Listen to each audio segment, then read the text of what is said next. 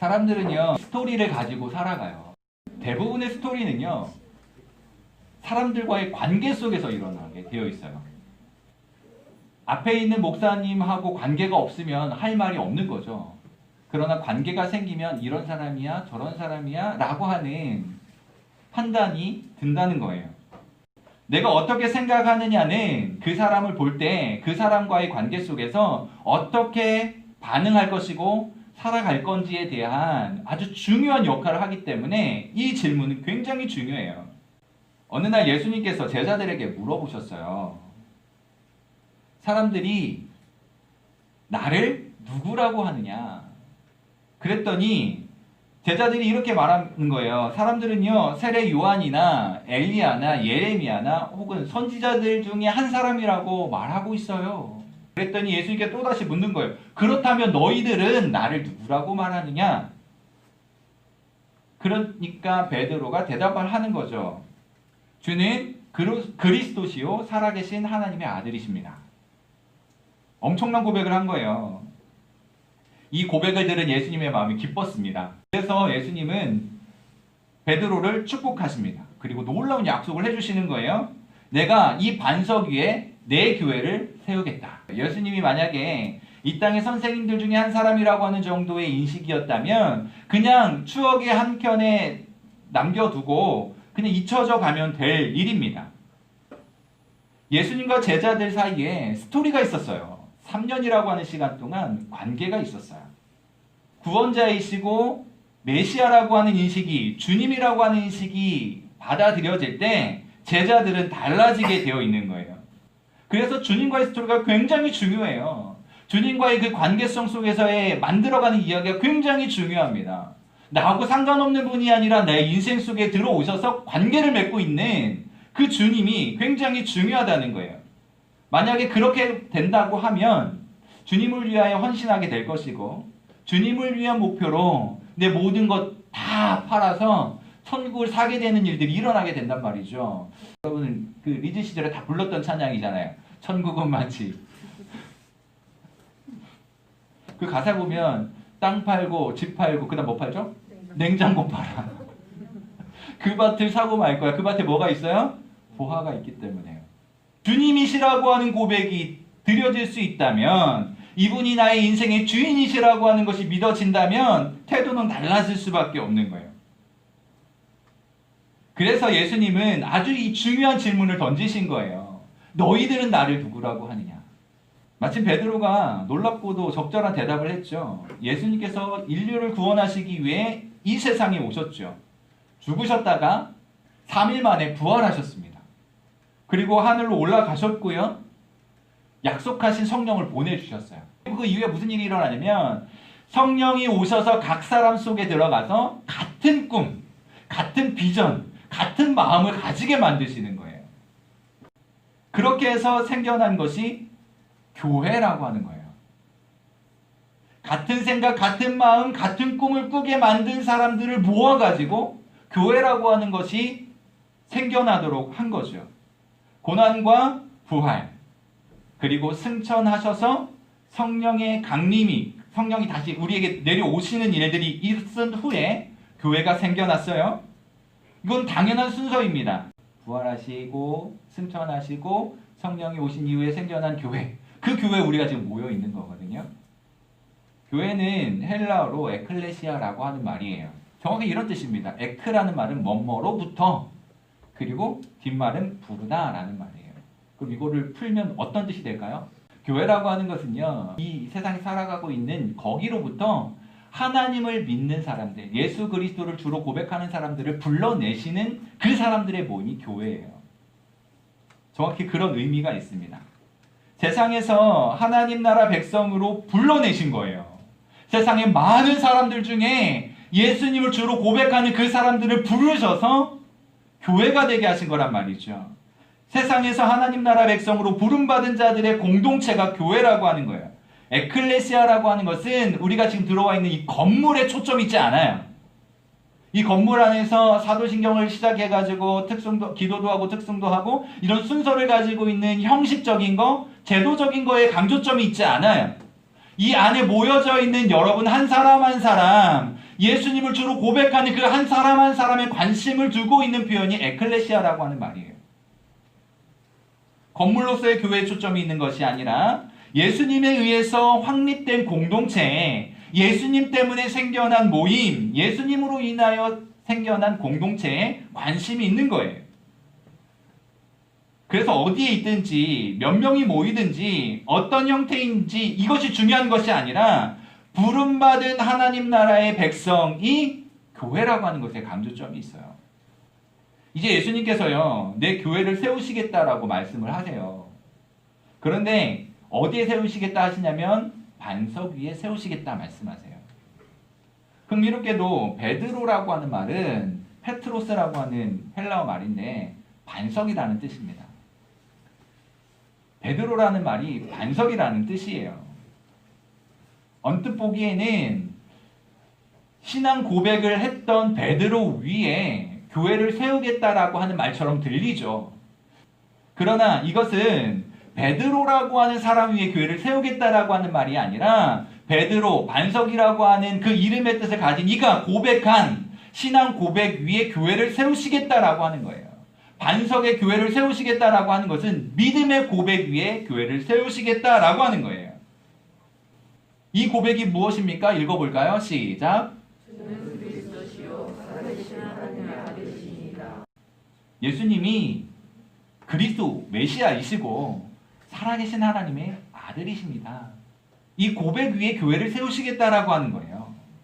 그러니까 교회는 예수님을 그리스도 하나님의 아들로 고백하는 사람들, 그 사람들이 세상에 살아가지만 그들을 불러내셔서 이 고백을 하게 하시고 세상에 살지만 이와 같은 믿음의 고백을 하는 사람들, 참 신자들, 하나님의 백성들이 모여있는 모임, 공동체가 교회라고 하는 거예요. 교회는 뭐 하는 곳일까요? 교회는 예배하는 곳이에요. 그것을 교회의 표지 혹은 표식이라고 해요. 여러분들이 다니는 학교마다 다 학교에 그 상징적인 표시가 있죠? 여러분들이 하다못해 가지고 있는 교과서 책에도 표지가 있는데 표지를 보면 아 이게 무슨 책이구나라는 걸 알 수 있어요. 교회의 표지는 예배에 있습니다. 예배의 중요한 거는요 말씀이에요. 그래서 신학자들은 이렇게 이야기해요. 교회의 표지는 말씀과 성찬이다. 나중에 기회가 되면 성찬에 대한 이야기도 하겠습니다. 지금은 그 부분에 초점을 두고 설명하는 게 아니니까 말씀과 성찬은 똑같은 의미가 있어요. 이렇게 설명하고 넘어가겠습니다. 말씀은 보이지 않는 말씀이에요. 말씀이 눈에 보여요? 성경책이 보이죠? 말씀은 눈에 보이지 않아요. 성찬하는 떡을 떼고 잔을 마시는 이 성찬은 보여지는 거죠. 그래서 신학자들은 이렇게 말합니다. 이것은 보이지 않는 말씀과 보이는 말씀이다. 그러니까 예배에서의 중요한 것은 말씀이라는 거예요. 떡을 떼고 잔을 마시면서 예수 그리스도를 묵상하고 생각하고 하나님의 말씀을 들으면서 보이지 않는 그 말씀을 들으면서 예수 그리스도를 생각하고 기억하고 이 교회의 표지는 말씀과 성찬이에요. 다시 말하면 교회는 주는 그리스도이십니다. 주는 하나님의 아들이십니다라고 하는 이 고백 위에 세워졌다라고 하는 거죠. 그래서 우리는 교회에 와서 예배를 드리고요. 예배를 가장 중요하게 여기고 그 예배는 설교라고 하는 이름으로 하나님의 말씀을 선포하는 거예요. 여기서 중요한 개념 하나를 우리는 생각해 보아야 해요. 교회는요, 유형의 교회와 무형의 교회가 있어요. 유형이라고 하는 건 형태가 있다라고 하는 말이고, 그래서 유형 교회이면서 무형 교회라고 하는 말, 조금 어렵지만 중요한 내용이기 때문에 설명하고 함께 은혜를 나눠야 할 것 같아요. 유형 교회는 눈에 보이는 거지만 무형 교회는 눈에 보이지 않아요. 더 정확하게 말하면 무형 교회는 하나님이 보시는 대로의 교회예요. 그냥 우리 수준에서 그냥 안 보이는 거 이렇게 말해도 되지만 더 정확한 표현은 하나님께서 보시는 대로의 교회라고 하는 의미예요. 하나님께서 어떻게 보시느냐. 그러나 유형 교회는요, 우리 눈에도 보여지는 형태의 교회이죠. 하나님이 보시는 대로의 교회와 우리 눈에 보여지는 대로의 교회가 있어요. 그래서 우리는요, 여기에서 주 영광교회 와서 예배 드리고 있고 이 교회에 모여 있지만 하나님이 보시는 대로의 교회 안에 또 그렇게 함께 구성원으로 예배하고 있는 거란 말이죠. 단지 주영광교회 안에서만 예배하는 것이 아니라 하나님이 보시는 대로의 교회 안에서 예배하고 있는 거예요. 정확히 그 표현에 대해서 히브리서 기자는 잘 안 보이는데 윗부분 한번 읽어보겠습니다. 하늘에 기록된 장자들의 모임과 교회와, 하늘에 교회가 있어요. 장자들이 모이는 교회라는 거예요.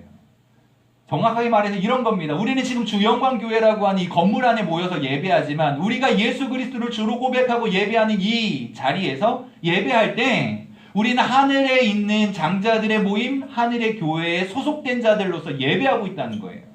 이게 놀라운 것입니다. 단지 우리들끼리만 모여있는 게 아니라 하늘의 교회에 모여서 예배하고 있는 거예요. 지금 이 시간에 예배하고 있는 수많은 사람들이 이곳에 없지만 어떤 형태로든지 간에 예수 그리스도를 주로 고백하고 예배하고 있다면 이들 모두가 하나님 나라의 교회에, 하늘의 교회에 모여서 예배하고 있는 중이라는 거예요. 그것을 일컬어서 우리는 보편교회라고 이야기합니다. 그러면 우리는 그 보편교회의 일원이 되는 거야. 구성원이 되는 거예요. 여러분들이 지금 주영광교회의 한 사람 성도, 청소년, 중고등부이지만 하나님 나라에서 드려지고 모여지는 그 하나님 나라의 장자들의 모임, 하늘의 교회의 구성원이 되었다는 거예요. 단지 주영광교회의 성도로 끝나는 것이 아니라, 주영광교회의 중고등부로 끝나는 것이 아니라 하늘에 있는 교회의 구성원이 되어진 것입니다. 우리 옆에 친구들하고 한번 인사 나누 축하해. 하늘의 교회 성도가 된 걸 축하해.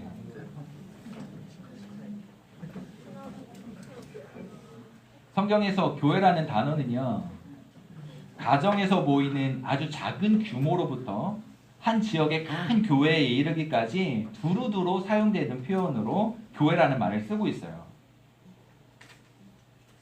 로마서 16장 5절에 저희 집에 있는 교회 이렇게 표현합니다. 교회, 집 안에 교회가 있었다는 말이에요. 아시아에 있는 교회들, 고린도전서 16장 이렇게 되어 있어요. 그리고 그 집에 있는 교회, 아시아에 있는 큰 교회뿐만 아니라 집에 있는 교회, 브리스길라와 아굴라라고 하는 사람의 가정 안에 교회가 있었어요. 가정교회라고 이야기하거든요. 그 작은 단위의 교회도, 가정에 있는 것도 교회요. 아시아 지역에 있는 교회도 교회였어요.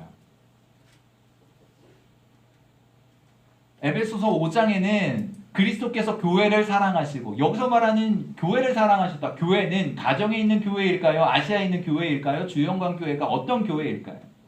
보편적인 교회를 이야기하는 거예요. 어느 지역에 속해 있는 지역적인 교회가 아니라, 유형의 어떤 교회들이 아니라 보편 교회를 이야기하는 것입니다. 예수 그리스도를 주로 고백하는 사람들, 하늘의 교회에 소속되어진 구성원들, 그들을 일컫는 이야기란 말이죠. 그 교회를 사랑하셨다는 거예요.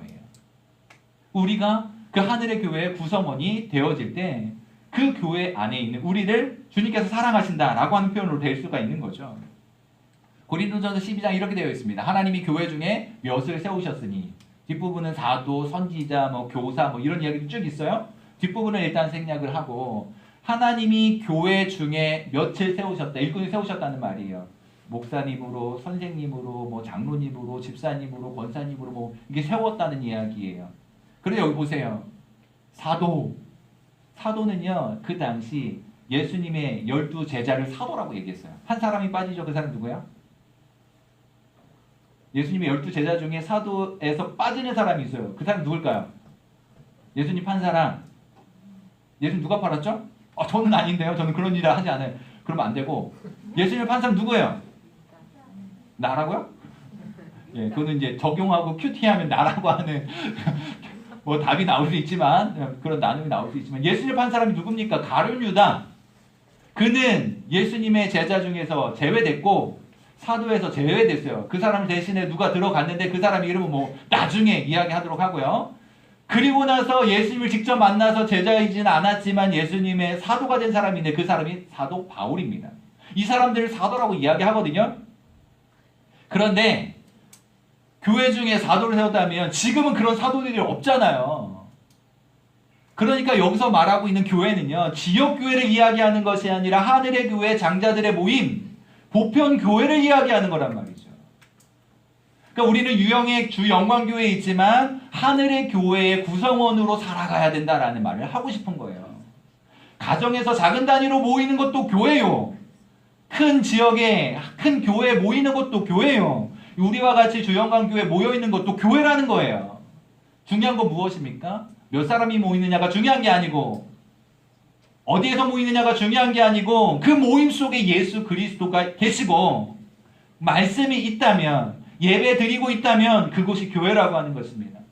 우리가 이제 곧 코로나가 끝나고 우리 친구들이 막 오게 될 거예요. 그런 마음으로 대한 너의 가정교회에서 예배 잘하였느냐?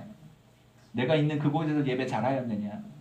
우리는 비록 몸은 떨어져 있었지만 예수 그리스도 안에서 보편교회의 구성원으로 성도로 중고등부로 그렇게 함께 예배한 거야. 잘 왔어. 이제 우리 모여서 함께 예배하자라고 하는 마음이 우리에게 들어가야 된다는 겁니다. 사도신경에 나오는 거룩한 공회는 지금 설명드린 것처럼 이 보편교회를 이야기하는 겁니다. 사도신경에 나오는 거룩한 공회는 주 영광교회만을 이야기하는 게 아니고요. 옆에 있는 기업교회만을 이야기하는 게 아니고요. 보편교회 하늘에 있는 교회를 이야기하는 거예요. 그래서 이런 고백이 필요한 거죠. 나도 교회의 한 지체이며 영원히 그러할 것이다.